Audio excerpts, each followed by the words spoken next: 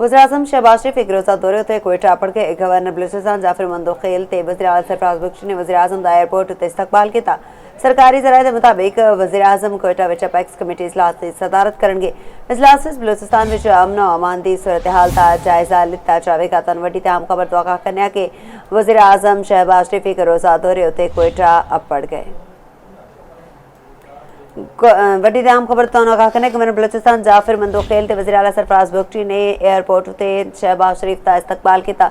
वज़ीर-ए-आज़म कोयटा विच apex committee इजलास की सदारत करेंगे। सरकारी ज़राए के मुताबिक इजलास विच बलूचिस्तान विच अमन और अमान की सूरत हाल का जायजा लिता जाएगा।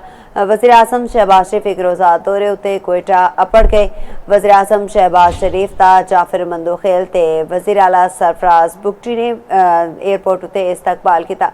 वड्डी आम खबर तो आगाह करने कि वज़ीर-ए-आज़म कोयटा विच अपैक्स कमेटी इजलास की सदारत करेंगे। सरकारी ज़राए के मुताबिक इजलास विच बलूचिस्तान विच अमन और अमान की सूरत हाल का जायजा लिता जाएगा।